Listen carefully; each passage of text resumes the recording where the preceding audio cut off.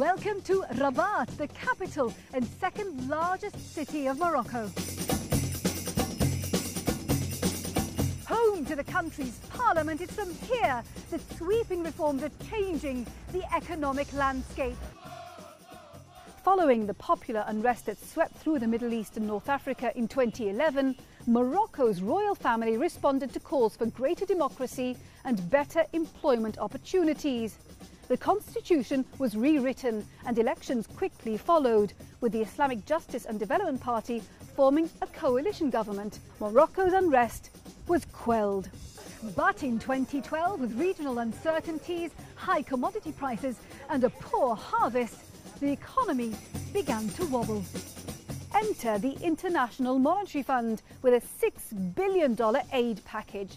The price was economic restructuring. Belt-tightening measures like cuts to fuel subsidies and public sector jobs were soon introduced. Since then, billions of dollars of foreign investment have been injected into the country's manufacturing and energy sectors. Car exports are up by 35% this year, and dozens of foreign energy companies continue to look for Morocco's first commercially viable oil well. So big business is thriving, but what about ordinary Moroccans?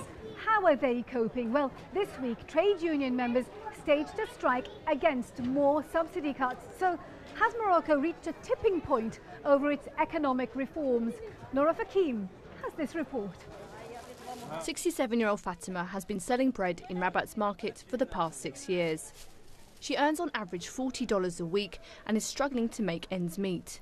Fatima represents those who have been at the sharp end of Morocco's recent economic reforms.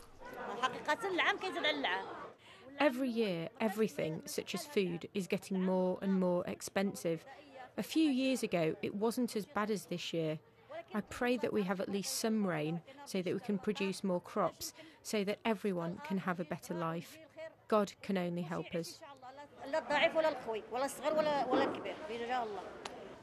Well, 2 years ago, state spending on subsidies to the cost of bread, fuel and electricity shot up to more than $6.5 billion, from $5.59 billion in 2011. A move many read as an attempt to prevent a popular uprising in the wake of the Arab Spring. Morocco's deficit ballooned to around 7% of its GDP. In 2012, the International Monetary Fund approved a $6.2 billion aid package to Morocco over 2 years after it was hit by high energy bills and economic restraints.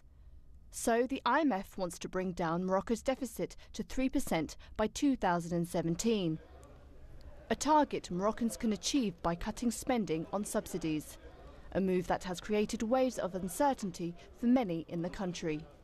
Last year, Prime Minister Ben Khanan promised people like Fatima that he wouldn't let the country fall apart.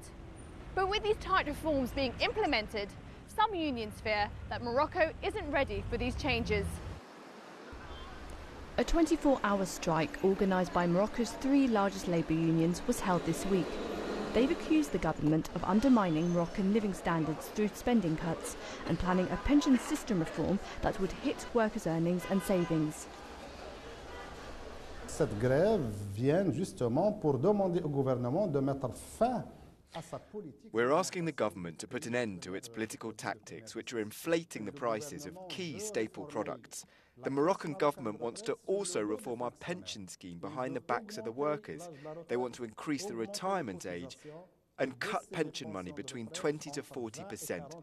We say no. Nous leur disons non. The World Bank says that by completely removing fuel subsidies, this would increase Morocco's poverty by 5 percentage points. Economist Asdin Akesbi says that the real issue is that there are no measures to help the poor to cope with the cuts. We have a huge high level of unemployment, and in this context, subsidies for some products which are important, like sugar or gasoline, they help a little bit these categories.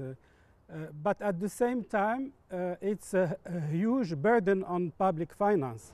So there's uncertainty over how Morocco's reforms will affect the future of the country. The new Islamist-led government was elected after the new constitution was amended in 2011 because it promised that tackling poverty would be priority. But as the kingdom draws near to the third-year anniversary of elections in November, Fatima, who once thought that this government represented her voice, now says nobody can help her but God.